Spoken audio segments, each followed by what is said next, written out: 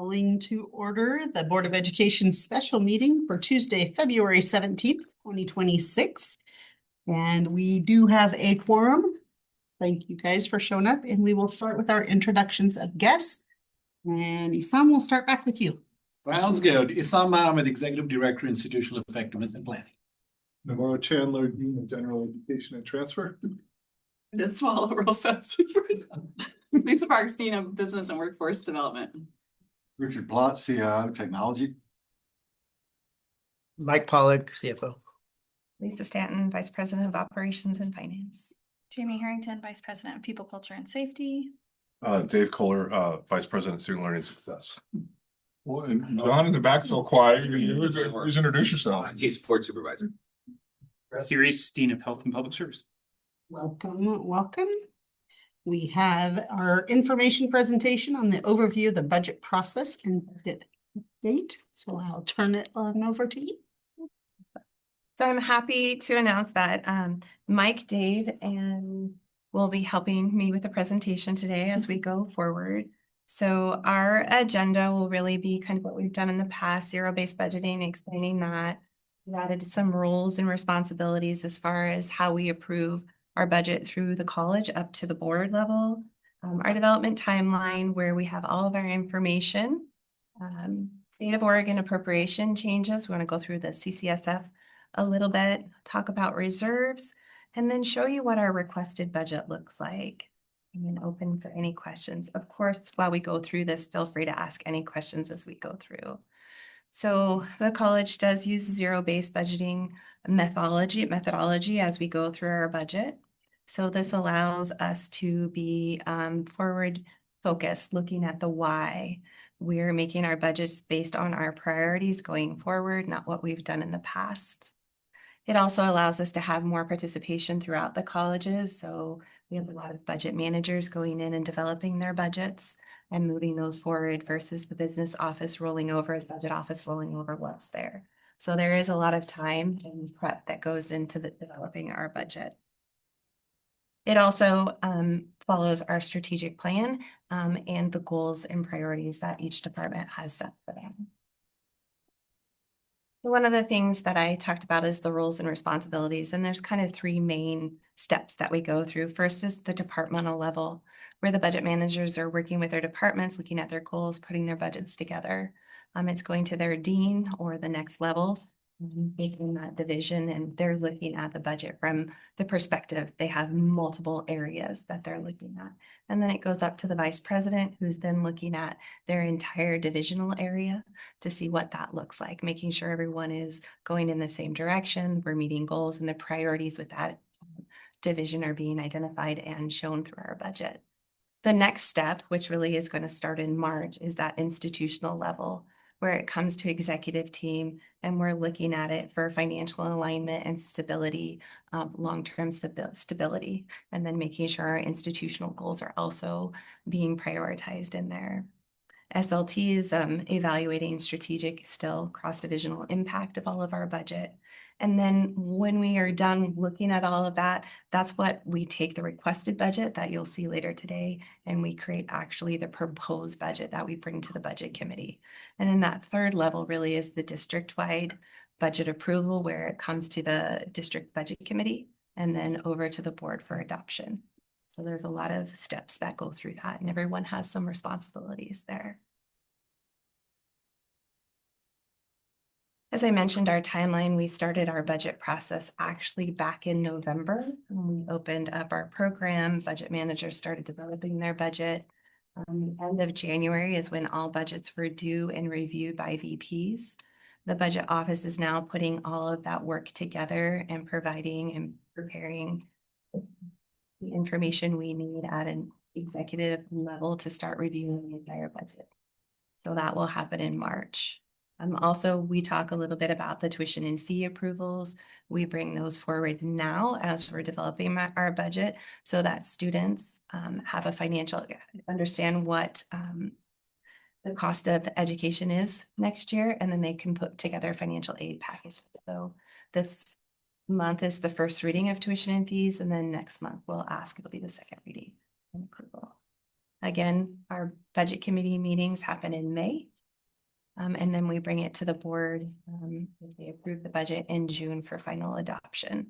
And according to local budget law, again, we have to have a balanced budget adopted by the board by June 30th of the year prior to in which it would be started.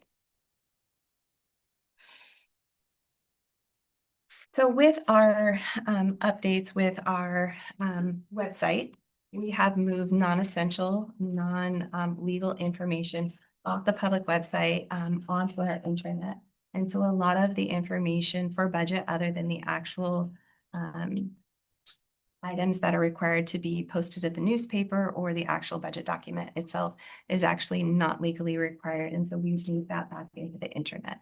And so login is required to get there, but all of the information is still there and available. All the information we've had in the past, historical trends, copies of the BAT meetings, or videos that we do in the forums. So next, I just want to go into a little bit about the Community College Support Fund, and I'm not going to go everything. I'm just going to go over a couple of things that I felt were important to highlight this year. One of the things that we've talked about are how community college is funded. And we talk about a three-legged stool. And so state appropriations, property taxes, and other revenue, and then tuition and fees. And you can kind of see the split there. This is from the actual website, the HECS website for all community colleges. It's called D4A information, or community college information, that's out there. And so it is a year old. 25 information isn't due until next month. So this is the closest I had. And so you can see on average, state appropriations for community colleges, 42% of the overall revenue, property tax and other revenue is 30%, and then tuition and fees is 28%. Again, the principles of the formula: access, quality, equity, and stability. All of the components of the formula, there's three main components. So the overall biennium is $854.3 million for 25-27. The first component there is the categorical funding at $64.6 million. The biggest change in that category really has to do with the student success, student support funding that is now based on enrollment and not based on FTE reimbursement. And there are certain types of students and what they're actually enrolled in or accomplish that actually provides that funding. The second type of funding we receive is base funding. And so there's a set amount. If you have 1,100 FTE, this is the set amount you receive for all community colleges. And then above and beyond that, there's enrollment funding. And you can see their enrollment funding, and that's what FTE reimbursement is really $790.7 million that will run through the formula with this biennium. So we've been hearing from the state that there might be adjustments. The first adjustment we talked about was a 5% reduction. We've heard a 2.5% reduction, and then a 1% reduction. And I wanted to walk through what a 1% reduction would be for Rogue over the biennium. It's what we've put into our assumptions for this particular budget, and then how it actually runs through the formula. So 1% reduction is about $8.5 million for the entire CCSF. It's around $262,000 to Rogue Community College. With the categorical funding, the only amount that will reduce in the categorical funding has to do with corrections, distance learning, and the strategic fund. Those are percentages of the overall appropriation. And so those will reduce about $140,000. There will be no reduction to the student success and student support pieces of that categorical funding. There's no change to the base with the reduction. And then the reduction from the enrollment funding will be $8.4 million overall. So again, the majority of that reduction will be based on FTE. Are there any questions on that? The base funding is actually about $100,000 how it affects Rogue. The base funding, I would have to actually go back and look of how that affects Rogue, but it's not changing even with the reduction in the appropriation. I meant the enrollment funding. Oh, it's around 262,000 for Okay. the biennium. And we're looking that we would realize it all next fiscal year.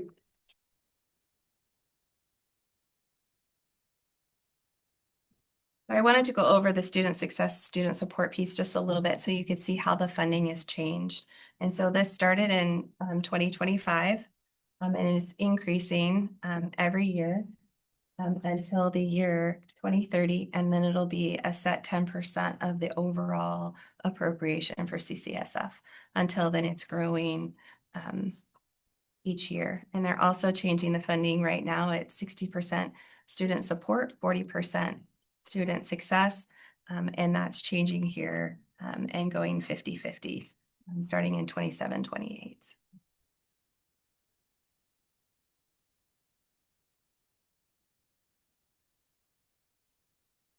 One of the things that I also wanted to talk about is the quality growth factor. So I think we've talked before about there is a cap on how many FTE that you can grow each year and be put into the formula.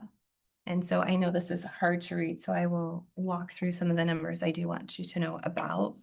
One, reimbursable for all community colleges based on what I received from the HEC is been about a 9.1% increase between 2021 and 2025. And 24-25 accounts for about 7% of that increase. Rogue has increased more than the other community colleges. In addition, right now, based on 24-25 enrollment levels, we are not being funded for 22% of the FTE that are eligible for reimbursement. And that is the highest for all the colleges. So we're not at 22. What's the state average? The state average is 7. Times the state average. And that's why we're not getting much reimbursed. Yep, that's where it's, I mean, if we took on average, it's around, and this would change if you add more FTE to the overall formula, you get less per FTE. But right now we're being reimbursed just under $6,200 per FTE. If that were to stay static, that would be $5.5 million for Rogue. So it's something to think about. And so this is showing you what would happen if there's a continued 6% increase and there was no adjustment to the quality growth factor. You can see we move up to 11% overall statewide and then 15% on average. That's unfunded. And Rogue in 26-27 at the end, which would be, we would have 30% unfunded. So the presidents are meeting later this week to discuss this again, and what the business managers have recommended is a 20% adjustment, quality growth factor adjustment. Now that quality growth factor adjustment thing goes over 2 years. So it's 10% for the first year and 10% for the second year. And so for 25-26, we'd be able to grow 11.6% and then 11.6% for the following year. And so when you're looking at the average, starting with our FTE, which would fund next year, it reduces how much FTE then is left unfunded. Again, this scenario is showing a 6% growth every year.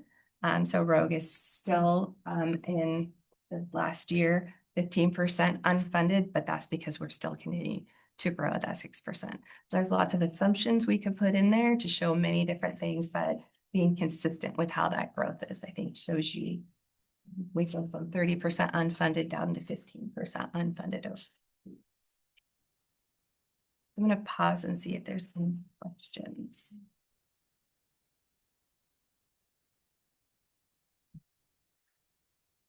So I just wanted to give you some takeaways. Again, the overall appropriations, $854 million.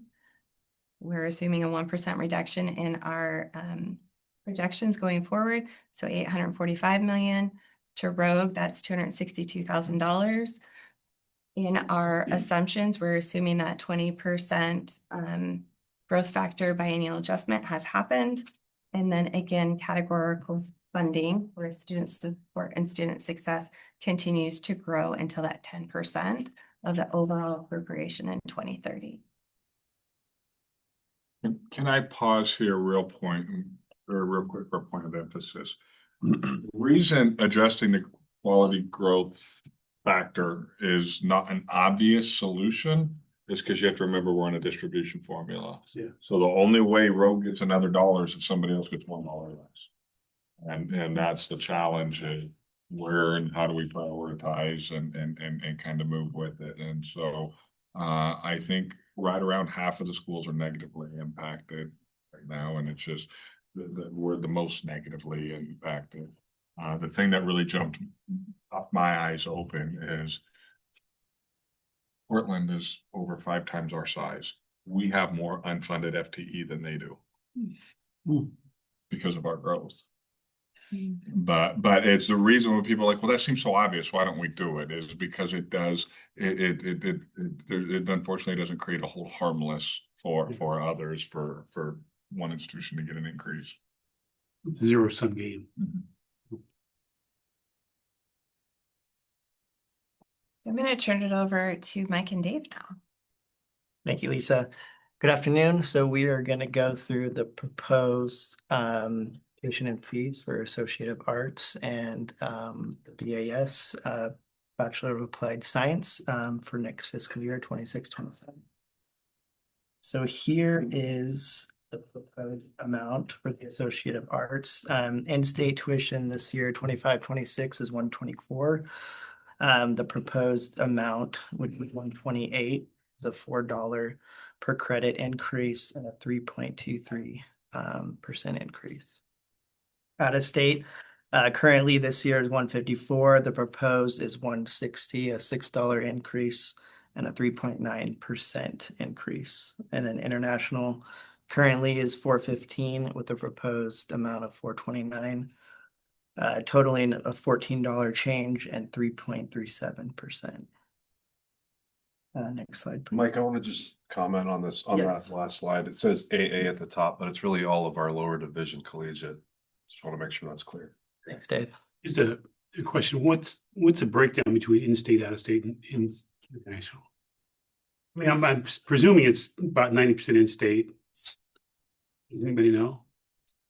Students that are enrolled. Might have to get back to him. The percentage of tuition, it's almost nil. Yeah, it's kind of what I don't yeah. think, I think it's based on the work Nicole's doing. And out of state, we have a couple student athletes Yeah. from out of state. And there might be some maybe who started their program, moved out of the district and are continuing their program. But if we were above 10.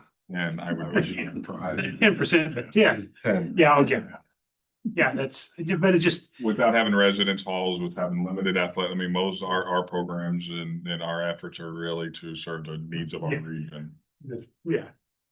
I just thought it was an interesting point is that we see the numbers, but you don't know the effect. And the effect is really the 124 to 128 is, okay. Mike, just a quick question.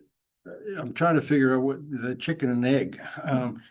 Is that a number that you backed into knowing the total dollars that needs to come into RCC? Or is there some magic thing to say, well, we got to keep it under 4, so we'll go as high as we can, but not go over 4?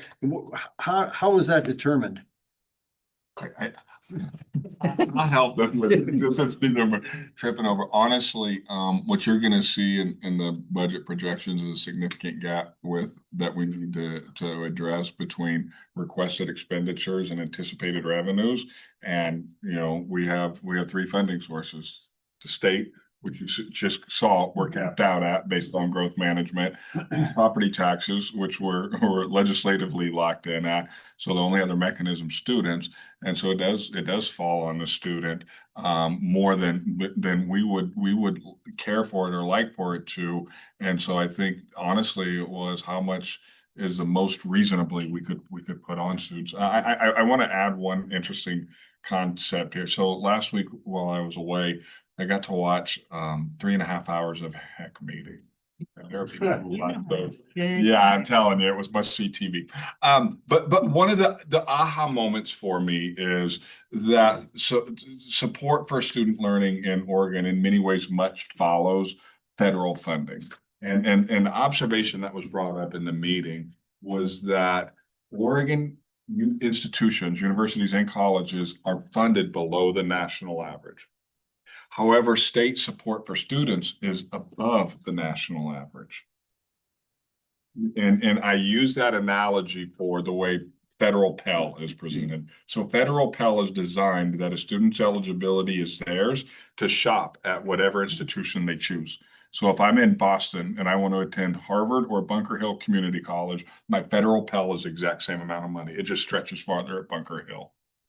And that's what's happened in Oregon, is that much of the aid goes to the student to shop. And that's forced institutions to have to put the costs on students. Instead of the state saying, we're going to fund the institutions to keep costs of attendance low, they're saying, we're going to give students money and they're going to go shop it at your places. But it is causing the institutions to increase prices because we're not getting the aid from the state. You know, if we were average for both, we would be getting more money from the state. Does that kind of make sense? It's like the state's investing in education, but they're giving it to the student to go shop it. They're not helping us decrease the cost of our product. So our product price are higher, but our students have more to shop with than students across the country.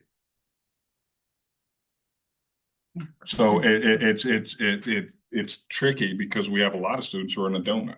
And that's what Promise helps with, is like students who maybe they come from families who aren't eligible for Pell, but the families don't have a lot of money for education either. And so it's a challenge, but that was kind of an epiphany for me. It's like we are forcing institutions to put the burden on students by putting more money into student funding and not putting money into institutions. You know, whether that's a conscious choice or not, it's what has occurred. Andrew, you had. So am I remembering correctly? Last year, there was a 3-year plan for tuition increase. Wasn't it 222? So the projections were that we have to put something in for projections, and we did put 222 in. It was short of a plan. It was, we have to put something in for placeholders, say if we use these, or they call them assumptions. They use assumptions for building out future years, but the assumption includes tuition as well as it includes compensation increases and utilities. And then as we approach those given budget years, then reality sets in, like what are our actual costs? What's our actual support from other sources? So the assumptions then for the following is going to be based on that gap. Yeah, and so you're going to see in a couple slides here the impact, how this compares through relative to other institutions. Go ahead. Yeah, because the what we talked about then was, instead of doing a $6 increase now to make the shock less, we would increase slowly over 3 years. But really, we're just saying $2 now, and then it could be whatever next year, because we don't know what's going to happen. And I get there's a revenue shortfall, and we're cutting the budget in other areas a lot to make up, so the students aren't just getting burdened with the cost, right? That's exactly it. And I think Right. please. Yeah, when we do assumptions, because we're looking at 5 years and we're looking at 12 different types of assumptions that we're putting in. When you look at revenue, our 3 main revenue sources, all 3 of those are different assumptions we're making. And so in the budget office, to do the planning, so it's consistent assumptions, you keep them the same for those 5 years. So if you blip one up or one down, what you're trying to see is, if I stay on this course, what's going to happen? Where am I going to be? And so it's hard to continue to change those assumptions as you move forward out into the future, especially when next year is not next year, the year after is a whole new biennium, right? And so budget assumptions are just that, assumptions for the budget, and doesn't necessarily drive what we're going to actually make that decision in the future on what tuition would be, or what the CCSF will actually come in, or even how property taxes comes in. Again, it's a mechanism to create a financial pivot. You ready to go then? Yes, next slide, please. Thank you. So here's the tuition recommendation for the Bachelor of Applied Science for in-state 211, and a universal fee. The universal fee is stagnant across in-state, out-of-state, and international. So the total tuition and fee for in-state is $250, out-of-state $303, and international $535. And the reason we landed at that 250 is we're part of a consortium. And the consortium started with nursing and now moving over to the bachelor's of education. And the consortium for nursing said, well, we don't want students to shop schools if our tuition and fees are different. Let's create a fixed cost of 250 for tuition and fees. And because everybody has their own tuition and fees, however you get there, but you get to 250. And that then the group putting education together is following the same logic. So they're not shopping price at Columbia Course, Treasure Valley, and RCC when they're in the same cohort. I mean, why would they go anywhere else but RCC? But that's my opinion. But a question, how does that 250 rank against SAU, OSU, Oregon State? That's a good question. That's the other consideration when they came up with these numbers, Yeah. is that they didn't want to go and compete Yeah. greatly against other schools. So it is less, but it's not like a whole lot less. Yeah, right. When we talked about it at the president's level, I don't know where they finally landed it beforehand. When their goal was to try to keep the tuition and fee rates no less than 85% of what. Okay, I think that's probably why it's Creating competitive baccalaureate Right. programs. But, and then, I mean, there's fixed costs in there. Yeah. One of the challenges that happened with the last legislative session was they made the determination to say what we generate in our bachelor's programs will be funded out of CCSF. So that's just more going into the pie to be split from the state. right. Now, what is different? I'm sorry, go ahead. Why are we worried about competing with them? Because the students that go here save so much money because they live at home generally. And so if you're looking at helping the students, why would we care that we're competing?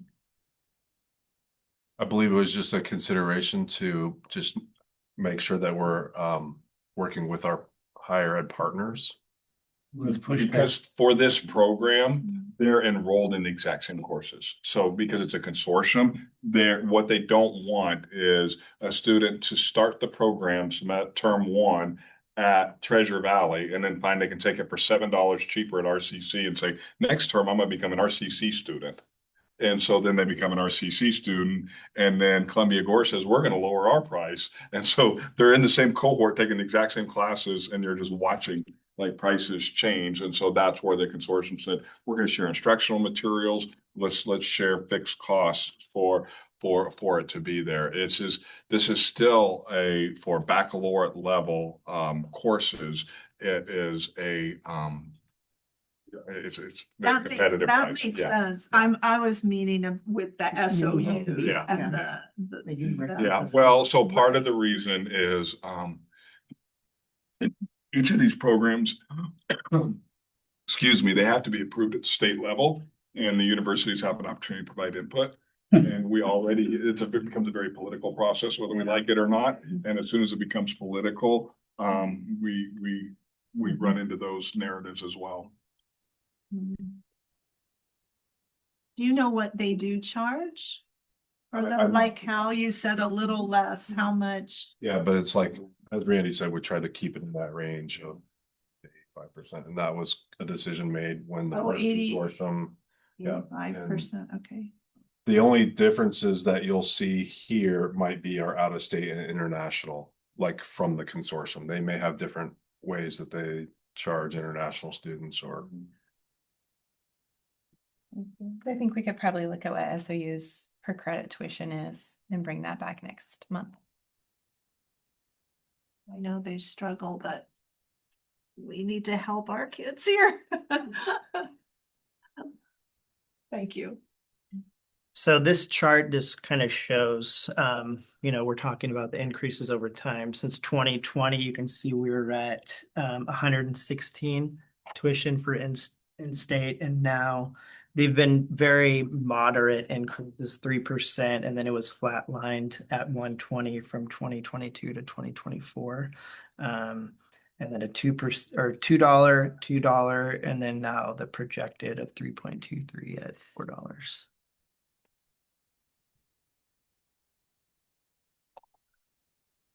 And then this chart, so you can see in 2020 and 2021, this is comparing RCC's annualized tuition and fees against the other 16 community colleges in the state of Oregon.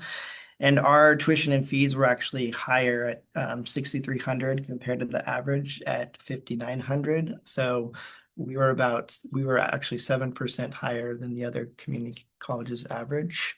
However, looking to 25-26, we're 4% under the average. So we've kind of leveled off the averages.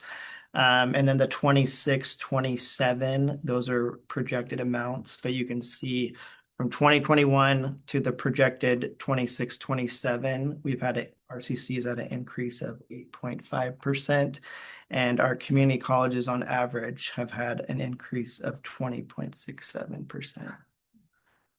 Is that with the $4 increase? That's what's showing there? Yes, the chart is through 26-27, but the 26-27 are projected amounts because the other community colleges are going through the same process. They're presented to their board and they haven't finalized their tuition yet.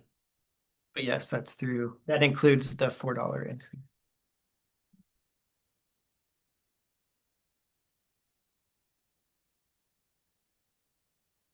Dave, Yeah, thank you.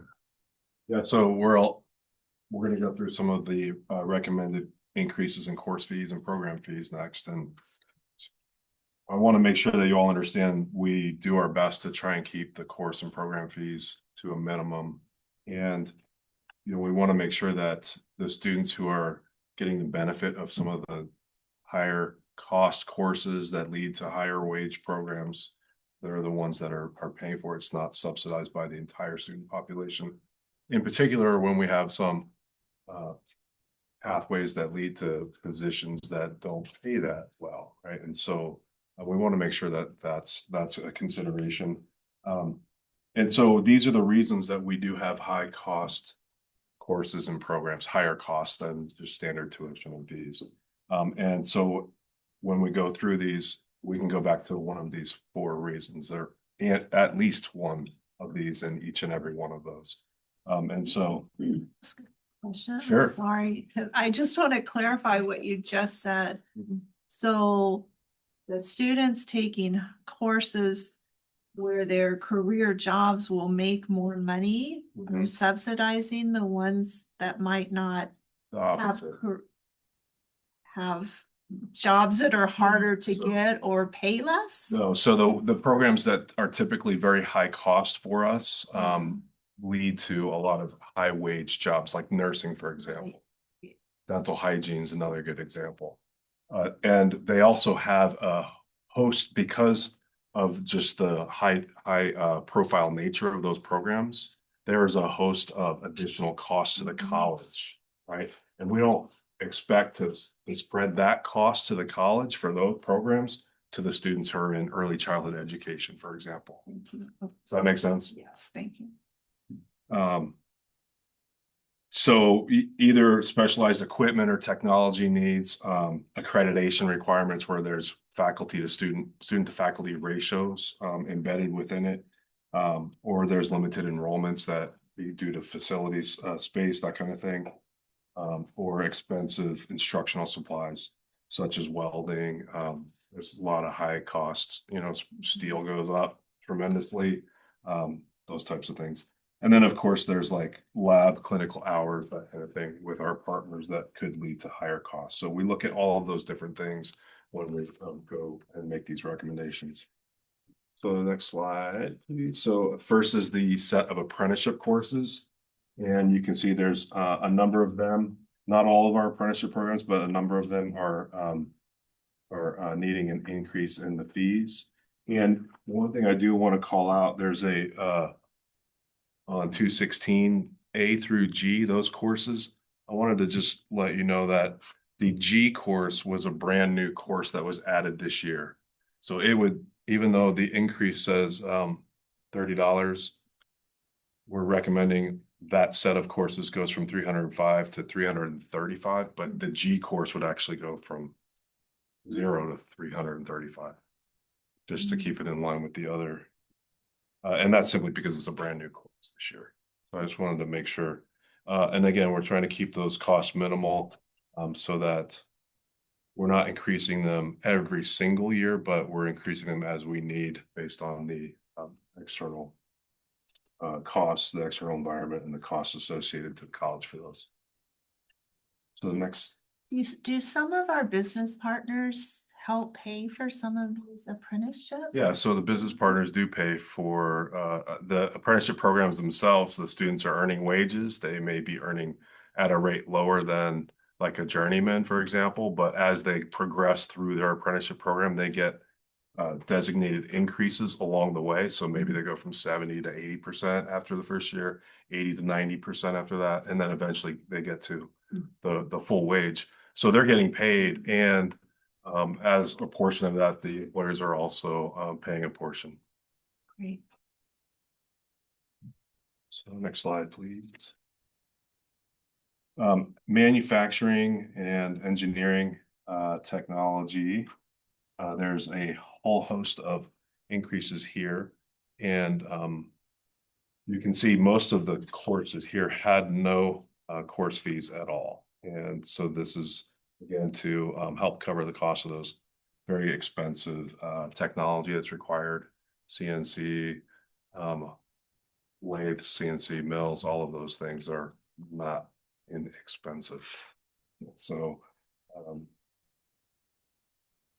and then we did have a number of courses that increasing just slightly.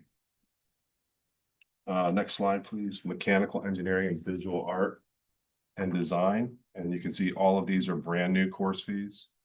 There were no dollar amount attached to any of these previously. Interestingly, here the visual art and design courses, we are getting a significant amount of interest in these courses, and those materials have gone up significantly. That's why you see a large result there. Next slide, please. For welding and health PE and recreation, we have just a couple of increases in the HPER, and then the welding. These are all per credit fees, different than the other ones. I wanted to point that out. Historically, RCC has charged a per credit fee for the welding courses, and the reason for that is because students are able to take variable credits for a lot of the welding courses. So they may be able to take this course for 2 credits. They might also take it for 4 credits. And the number of credits is directly proportionate with the amount of materials that they're using in the class and consuming. So as those consumables increase, the cost of those, that's why it's a per credit fee. And that's the what RCC has done historically. We kept that at, but we're just increasing that plus the welding courses by $5 per credit. Next slide. Last slide here is the program fees, and the program fees here. Nursing, you can see that's not changing, the nursing program fee. And what is changing is our practical nursing fees. So you can see it's -700. The reason for that is our practical nursing program is now fully embedded into our nursing program.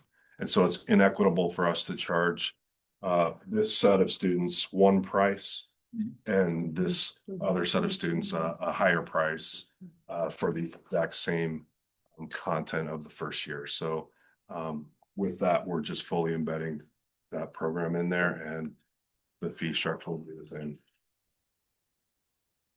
Dental hygiene, an increase of $200 per term for the dental students. Again, related to high costs of accreditation, running a dental clinic, all the materials for that.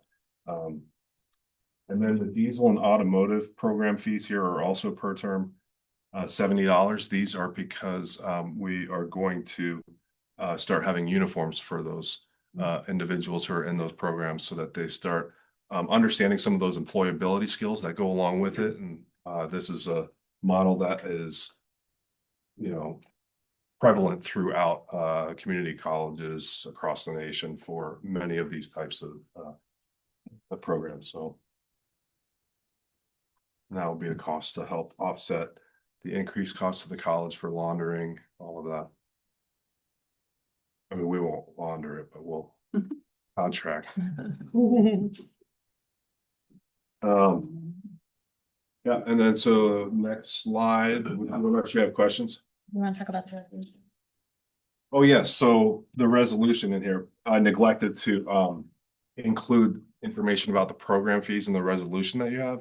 So when it comes back to you, we'll make sure that this is in it, but the rest of the course fees are there. So Say that part one more time, sorry. this page for the program fee Okay, yeah, I was like, is not included in the resolution that you have in your packet tonight, okay, but we will include when we those get to it for the second reading. increases when it goes back to you for the second read. And the next slide, please. That would be Frankie's here online, and she is going to share a little bit of information about this. I believe Frankie's here. Is she not here? Okay, well, Let's see. Wing away. so basically, we asked Frankie to kind of look at what the increase in the tuition would, how that might affect our students. And is that right? The Pell amounts here that we're looking at are essentially what you might see based on the student population that we have right now. And this would be what it would what would change, right? And so the Pell amounts would be for a full-time student, it would basically be $15.37 per term is what they would be eligible for. Full-time student $12.80, and then half-time $8.96. So if I can jump in, it's based on how much it used to be expected family contribution. SAI, I don't know what that stands for. I apologize. Student aid index. Student aid index, it's very similar. So if they have a student aid index of 2787, they would qualify for $1,537 worth of Pell for the term, and their tuition, not including fees, would be $1,536. So it would cover their tuition.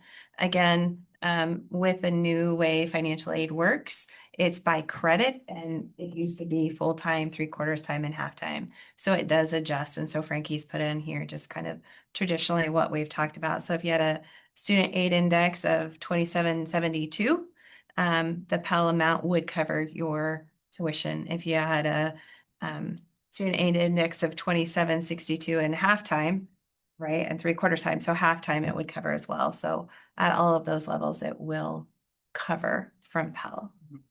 The tuition, but not the fees. Not the fees. And so one of the things, can I just, yeah, go ahead.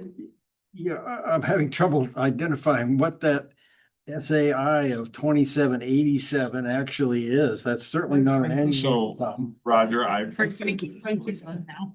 Okay, yeah, good. Frankie, right on cue, because I've worked in near financial aid for over 20 years, and I could at least talk about what an EFC was and that you wouldn't have a negative.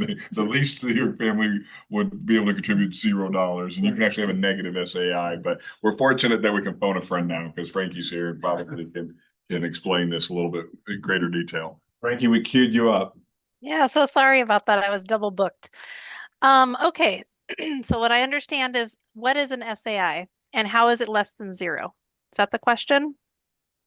Just basically generically how loosely how SAI compares to EFC, because we know that they don't. Okay, actually, EFC is the expected family contribution, and that was what was used prior to the 24-25 FAFSA year. Part of the FAFSA Simplification Act turned the EFC into the SAI, so it's actually the same thing. It's called the Student Aid Index.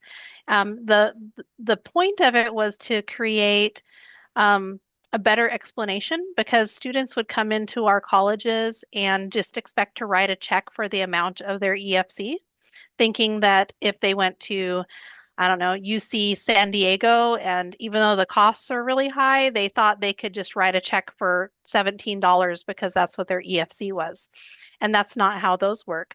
So the SAI, the Student Aid Index, was the new number that was used so that it gives the students understanding that this is where you fall in line with other people when you compare apples to apples on the FAFSA. So the SAI is another change to it was that it could be a negative number, which is strange. So they can actually go down to negative 1,500. And what that basically did, it doesn't really affect a lot of students, but it allows some students to have a little bit more money than their cost of attendance. So like if a student was getting foundation scholarships or any other types of scholarships, and their cost of attendance, which includes tuition fees, room and board, books and supplies, personal expenses, and transportation, say that cost of attendance is like 20,000. It would allow a student with a negative SAI to have 21,500 in financial aid. So it gave them, those needier students, a little bit more room in their budget to take money. Most of our students don't have so much financially that they're at their cap. I mean, we have a few who have like Ford Family Scholarships or maybe take out loans on top of all of their grant funds. But I mean, it would probably be less than 5% that actually get to their maximum limit and utilize that negative 1,500. Does that make sense? Yeah, it does. Thank you, Frankie. I'm just trying to relate to that. And let's take your suggestion of $20,000 cost of attendance full-time for a year. And so essentially that 2780 is the shortage that they would run into, assuming that they could get some money from family or scholarships or whatever. That's essentially the shortfall. Now, what the SAI is, the Student Aid Index, they complete the FAFSA, and it includes like their household information, their tax information. If they're a dependent student, so they are less than 24 years of age, unmarried, no children or dependents, not in armed forces or a veteran, they are dependent, so they have to have their parents' tax information as well that's pulled from the IRS. So what that does is they take all of that information, so what the family's income is, as well as the ages of the parents, so how close the parents are to retirement, and it comes up with a figure and tells them that, like, compared to everybody else who's filled out this form, this is where you fall on that index line. So all that number tells schools is how much money we can give them that is from the federal government. So the government also gives us Pell Grants, and they determine the amount of the Pell Grant based on what that SAI number is.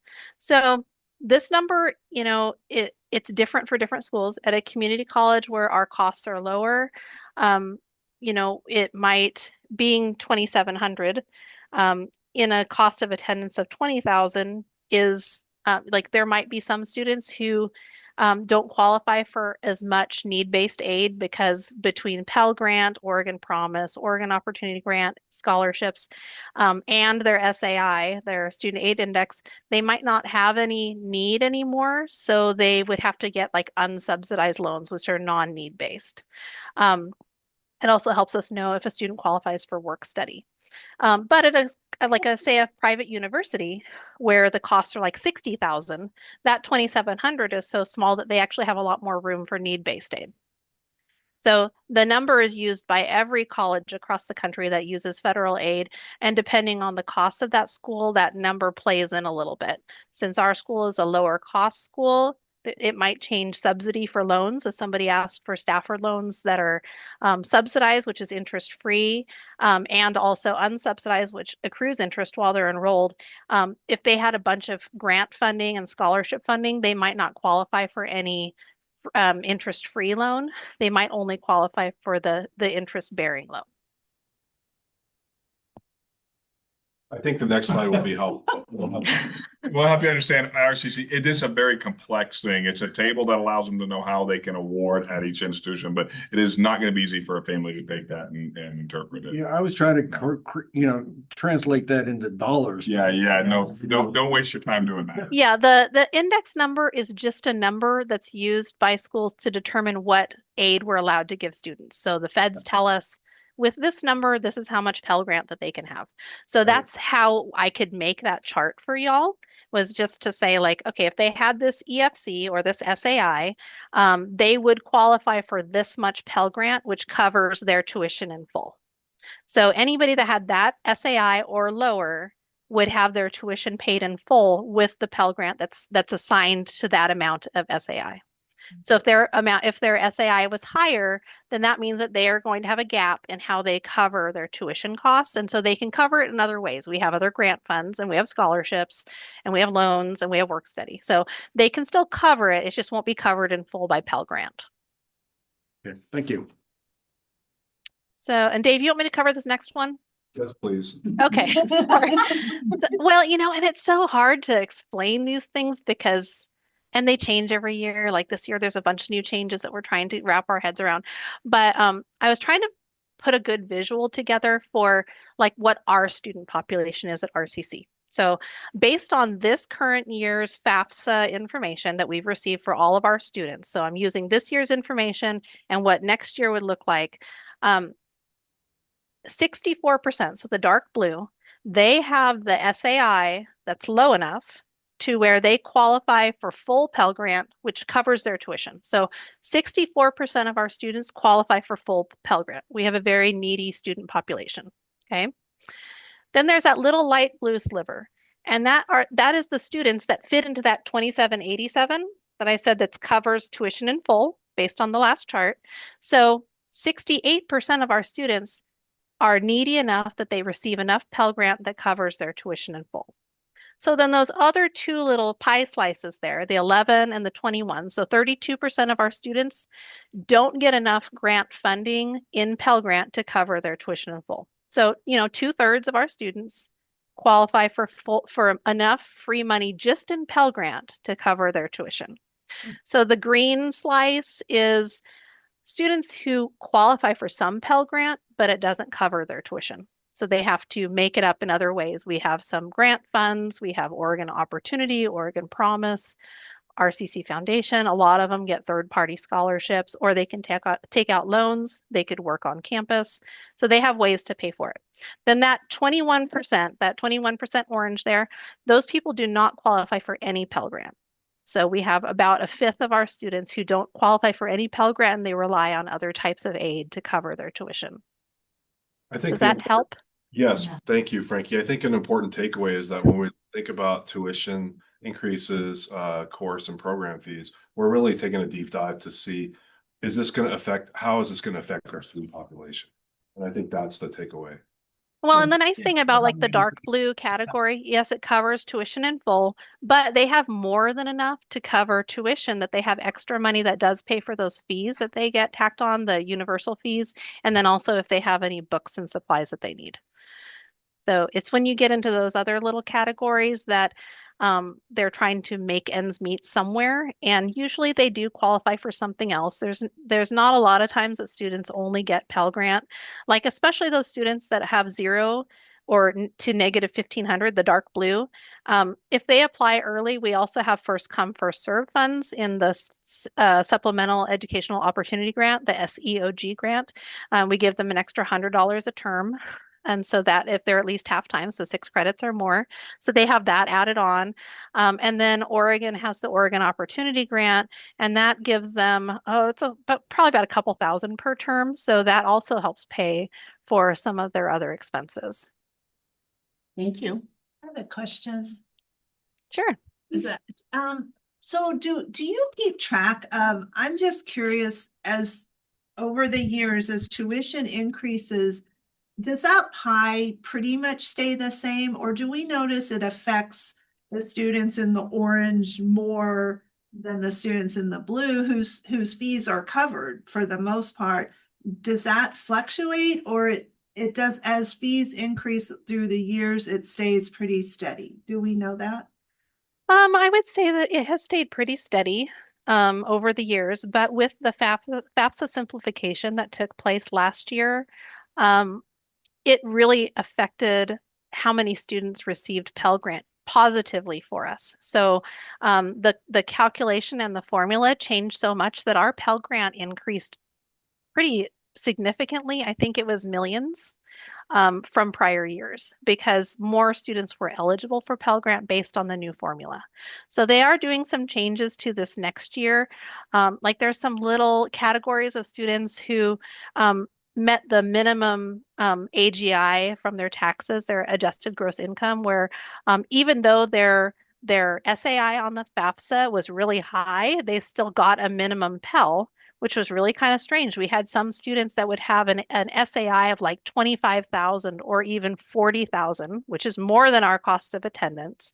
But they qualified for like $600 in Pell Grant. And it was really strange. And it's never happened in my life as a financial aid person.